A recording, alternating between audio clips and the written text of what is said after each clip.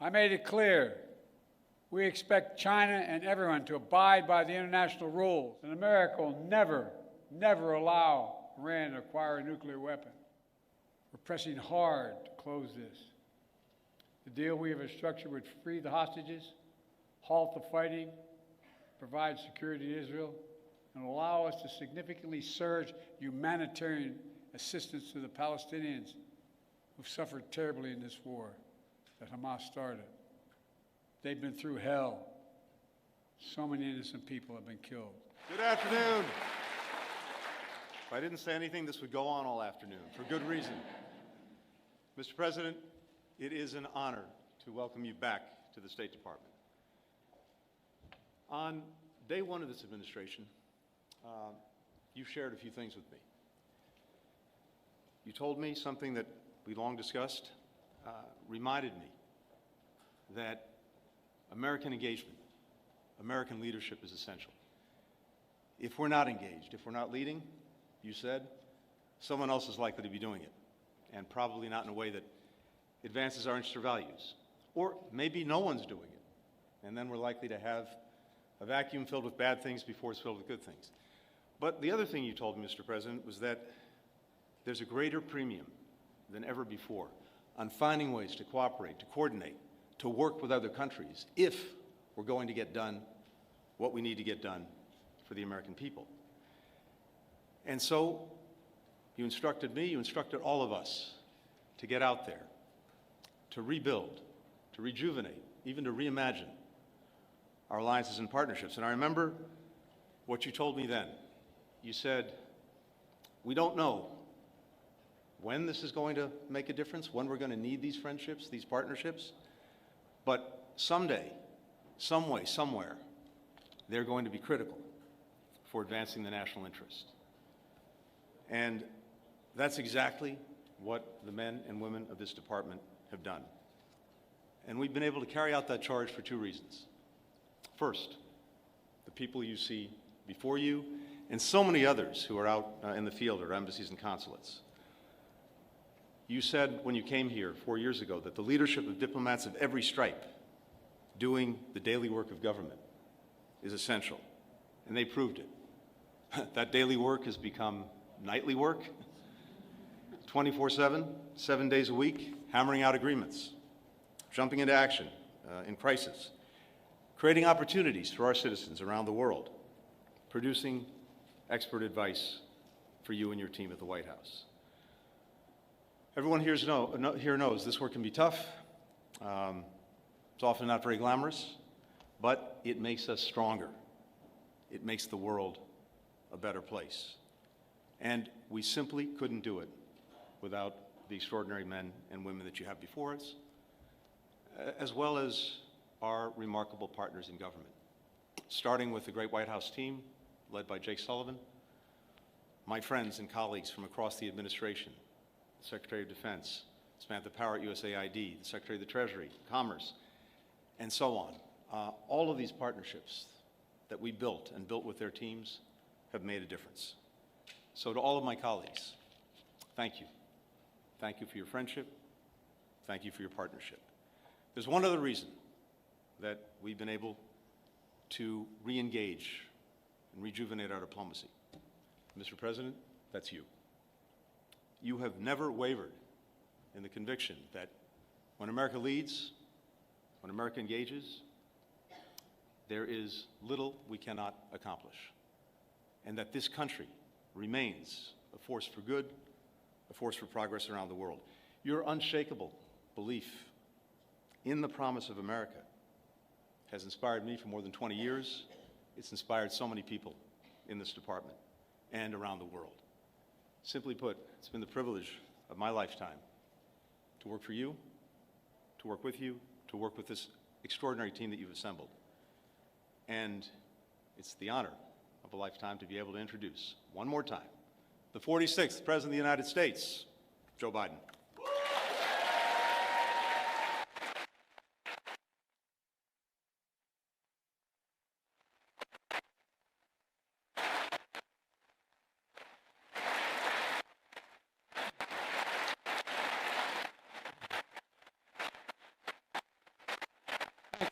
Thank you.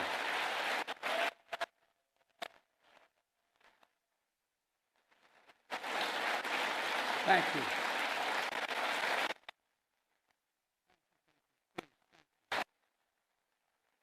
Thank you, thank you, thank you. Back at the State Department. Tony, if I may start by saying this, you're one of the finest men I've ever known in any undertaking, for one important reason. You have.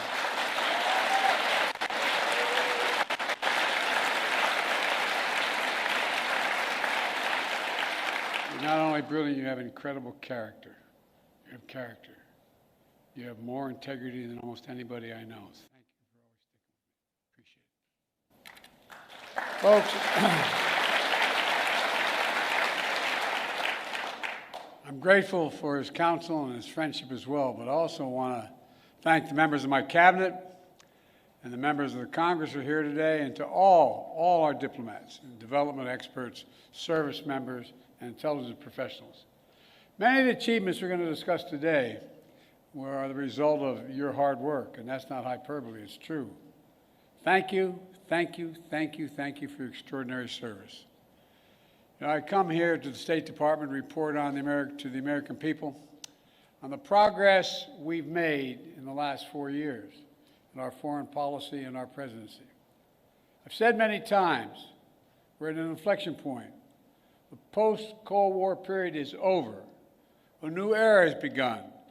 In these 4 years, we faced crises that we've been tested. We've come through those tests stronger, in my view, than we entered those tests. This is a fierce competition underway. The future of the global economy, technology, human values, and so much else. Right now, in my view, thanks to our administration, the United States is winning the worldwide competition. Compared to 4 years ago, America is stronger. Our alliances are stronger. Our adversaries and competitors are weaker. We have not gone to war to make these things happen. During my presidency, I've increased America's power at every dimension. We've increased our diplomatic power, creating more allies than the United States has ever had in the history of our nation. We've increased our military power, making the most significant investments in the defense industrial base in decades. We've increased the technology power, taking the lead in artificial intelligence and other technologies of the future. And we've increased the economic power, building the most dynamic economy in the world from the bottom up and the middle out, not the top down. In short, Kamala and I took office, our nation had become stronger at home, are stronger in the world. And now, America is more capable and, I would argue, better prepared than we've been in a long, long time.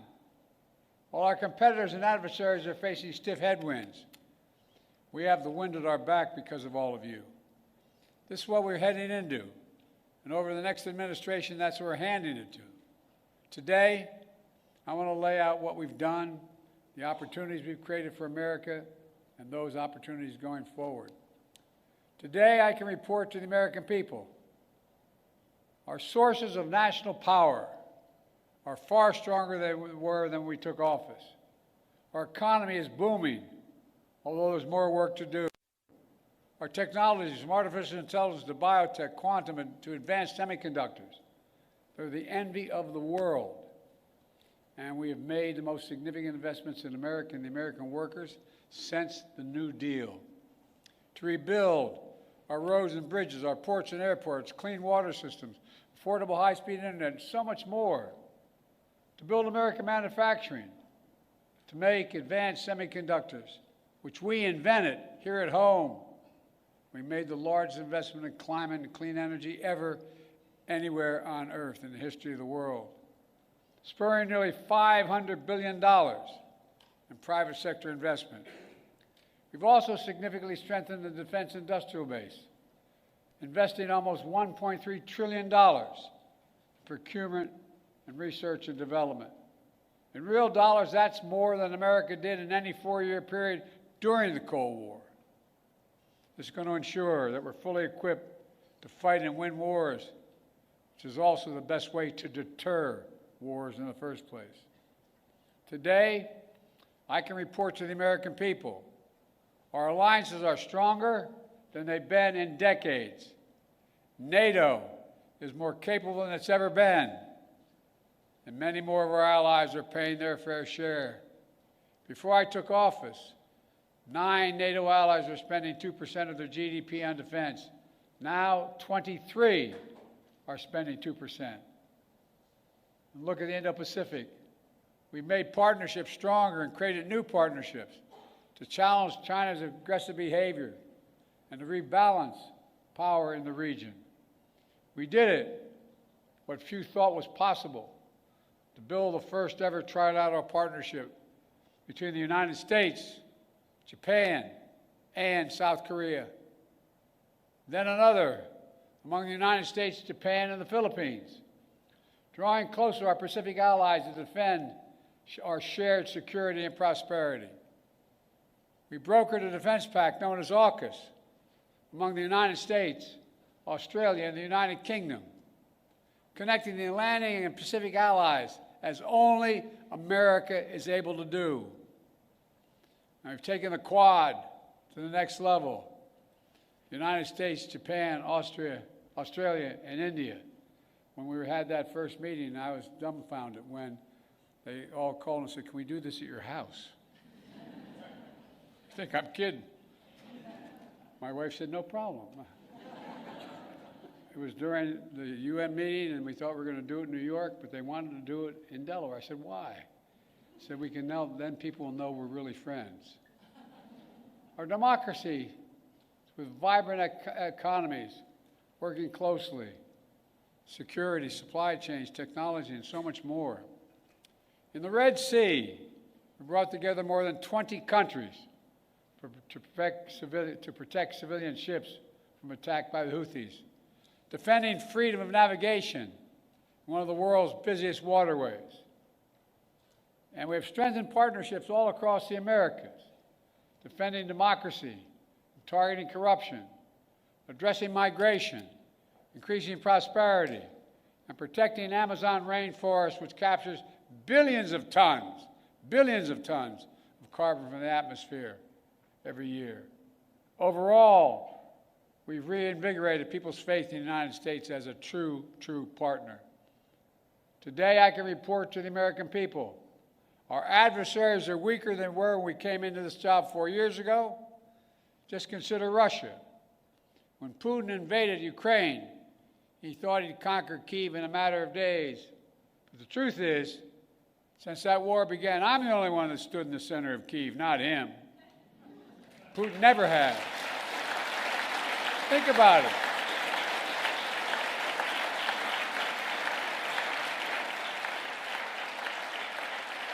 It was a long train ride, but I'm the only commander-in-chief to visit a war zone not controlled by U.S. forces.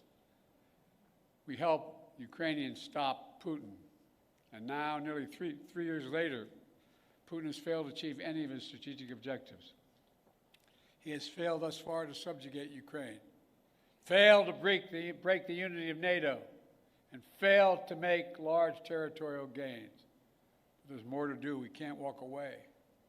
We rallied 50 nations to stand with Ukraine, not just in Europe, but for the first time in Asia as well. Because those countries in Asia know what happens in Ukraine matters to them as well.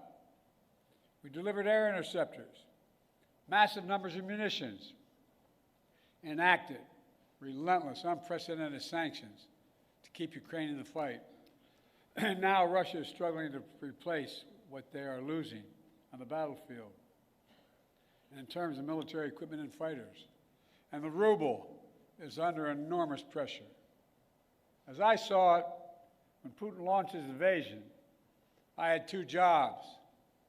One, to rally the world to defend Ukraine, and the other is to avoid war between 2 nuclear powers. We did both those things. Today, Ukraine is still a free, independent country with the potential for a bright future. And we laid the foundation for the next administration so they can protect the bright future of the Ukrainian people. And now, look at Iran. Did you ever think we'd be where we are with Iran at this moment? after those despicable attacks by Hamas on October the 7th, Iran directly attacked Israel twice with hundreds of ballistic missiles and drones. And twice they failed because the United States organized a coalition of countries to stop them and ordered U.S. aircraft to come to the defense of Israel. Now, Iran's air defenses are in shambles. Their main proxy, Hezbollah, is badly wounded. And as we tested Iran's willingness to revive the nuclear deal, we kept the pressure with sanctions. Now Iran's economy is in desperate straits. All told, Iran is weaker than it has been in decades. And if you want more evidence that we've seriously weakened Iran and Russia, just take a look at Syria. President Assad was both countries' closest ally in the Middle East. Neither could keep him in power. Quite frankly, neither really tried very hard. Now, I cannot claim credit for every factor that led to Iran and Russia growing weaker in the past 4 years. They did plenty of damage all by themselves. But Israel did plenty of damage to Iran and its proxies. But there's no question, our actions contributed significantly. And now major authoritarian states are aligning more closely with one another. Iran, Russia, China, North Korea. But that's more out of weakness than out of strength. So as the new administration begins, the United States is in a fundamentally stronger position with respect to these countries than we were 4 years ago. Today, I can report to the American people we're in a better strategic position in the long-term competition with China than we were when I took office. You all recall, many experts believe were predicting it was inevitable that China's economy would surpass ours. According to many predictions, that would happen by the year 2030 or shortly thereafter. But we in this room said no. If we make the investments in ourselves, we protect our workers and technologies, that will not happen. Now, according to the latest predictions, on China's current course, they will never surpass us, period. I met one-on-one with President Xi in consequential summits. He and I have always been direct and straightforward with each other. I made it clear we expect China and everyone to abide by the international rules. And so we stood up against unfair trade practices, taking action when China dumped subsidized goods, incredibly subsidized, on our markets to undercut our workers. We imposed target tariffs in critical sectors like cars, steel, and semiconductors, rather than across-the-board tariffs. We imposed historic export controls on investments, restrictions, to ensure that China cannot use the most advanced technology and sensitive data against us. And critically, we enlisted our allies and partners to join us, building more convergence among our allies on a shared approach to China than ever existed, and showing that it's more effective to deal with China alongside of partners rather than going it alone. But even while we compete vigorously, we've managed our relationship with China responsibly, so it's never tipped over into conflict. We've created lines of communication between President Xi and myself, and between the leaders of our militaries, to avoid misunderstanding. We found ways to work with each other, to address climate change, to reduce the flow of fentanyl in the United States, which, by the way, overdose deaths are coming down across our nation. And in my administration, we've seized more fentanyl at our border in 2 years than the previous 5 years combined. Today, I can also report to the American people, we're the first president in decades who's not leaving a war in Afghanistan to his successor. But we've got bin Laden during the Obama-Biden administration. The primary objective of war had been accomplished. And I believe that going forward, the primary threat of al-Qaeda would no longer be emanating from Afghanistan, but from elsewhere. And so, we not need to station sizable number of American forces in Afghanistan. So when I took office, I had a choice. Ultimately, I saw no reason to keep thousands of servicemen in Afghanistan. I think I have my schedule with me, and I keep on my, I don't here, I don't have, but I keep on the back of my card the actual number of dead and wounded that occurred in our longest war to remind myself. Keep spending hundreds of millions of dollars a day. We're no longer doing that. In my view, it was time to end the war and bring our troops home, and we did. I commend the courage of all those who served in Afghanistan. We grieve all 2,461 Americans who made the ultimate sacrifice in the longest war in American history. And I grieve those brave service members whose lives were lost during the withdrawal. We also thank those inside and outside of government who have done so much to help thousands of Afghan families resettle in the United States. Remember, critics said if we ended the war, it would damage our alliances and create threats to our homeland from foreign-directed terrorism out of a safe haven in Afghanistan. Neither has occurred. Neither has occurred. And our alliance has stayed strong. We've used our over-the-horizon capabilities to strike in Afghanistan and elsewhere when we had to. For instance, eliminating Zawahiri, the leader of al-Qaeda, who helped orchestrate the September 11th attacks. And we did it without putting more American boots on the ground.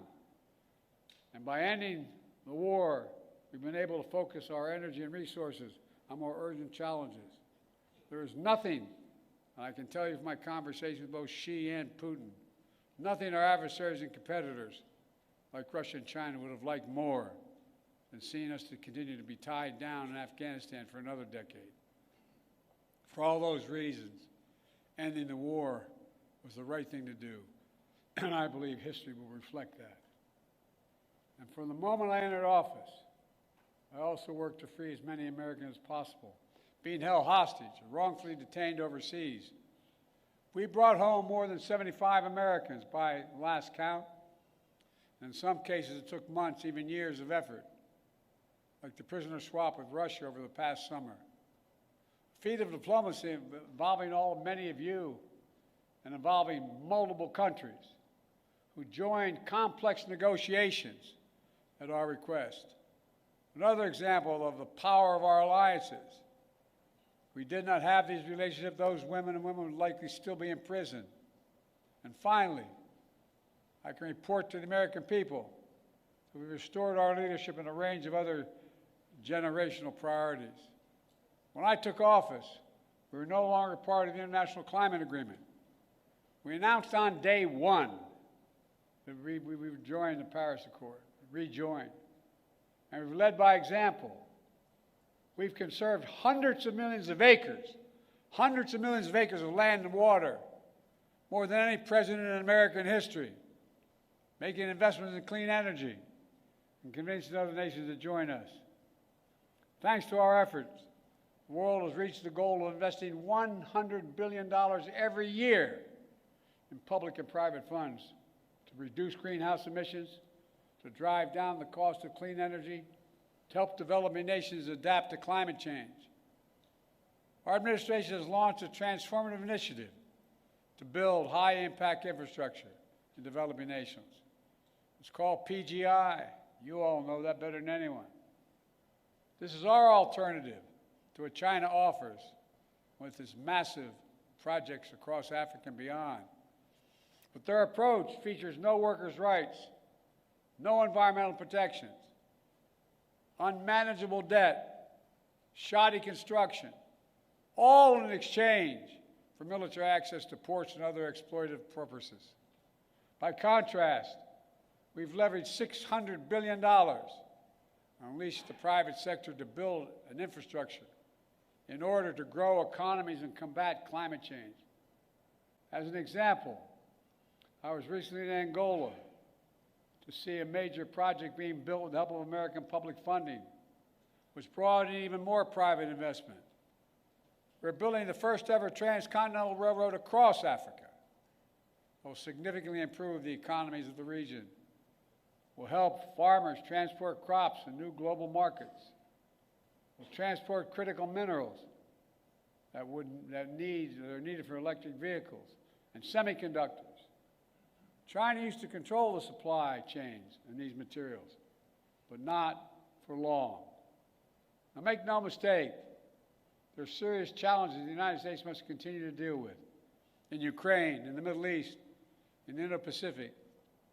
Must keep the pressure on the Houthis, who are attacking ships in the Red Sea, launching missiles at Israel, and firing at American forces.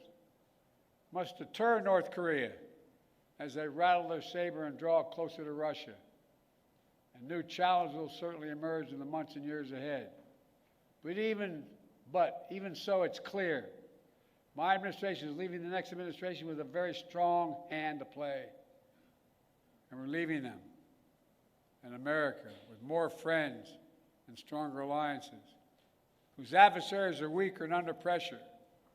An America that once again is leading, uniting countries, setting the agenda, bringing others together behind our plans and visions. An America which is no longer at war, which has made historic investments in American workers, American energies, American factories, generating the strongest economy in the world, which is now in a much better position to win the future against any competitor. These wins are not partisan. They're American. They benefit all Americans and reflect America's endless capacity for leadership and reinvention. Look, folks, the United States should take full advantage of our diplomatic and geopolitical opportunities we've created to keep bringing countries together to deal with challenges posed by China, to make sure Putin's war ends in a just and lasting peace for Ukraine, and to capitalize on a new moment for a more stable, integrated Middle East. To do that, the next administration must make sure the fall of Assad does not lead to the resurgence of ISIS in Syria and across the region. It must carry forward the commitment that America will never, never allow Iran to acquire a nuclear weapon. And on the war between Israel and Hamas, we're on the brink of a proposal that I laid out in detail months ago, finally coming to fruition. I have learned in many years of public service to never, never, never, ever give up. So I spoke to Prime Minister of Israel yesterday. I spoke to Emir of Qatar today. I look forward to speaking with President Sisi soon. We're pressing hard to close this. The deal we have structured would free the hostages, halt the fighting, provide security to Israel, and allow us to significantly surge humanitarian assistance to the Palestinians who've suffered terribly in this war that Hamas started. They've been through hell. So many innocent people have been killed. So many communities have been destroyed. The Palestinian people deserve peace and the right to determine their own futures. Israel deserves peace and real security. And the hostages and their families deserve to be reunited. And so we're working urgently to close this deal. And as we deal with immediate challenges, in my view, we have to look to the future. I urge the next administration to carry forward two issues that have been central to my presidency and which shape the future, in my view. On artificial intelligence, we are in the lead, and we must stay in the lead. We must not offshore artificial intelligence, as we once did with computer chips and other critical technologies. AI has the power to reshape economies, governments, national security, entire societies. And it must be the United States and our closest allies that lead the way to ensure people's rights are respected, their safety is protected, and their data is secure. And likewise, clean energy transition will race ahead in the years to come. I know, and some incoming administration, some in the incoming administration, are skeptical about the need for clean energy. They don't even believe climate change is real.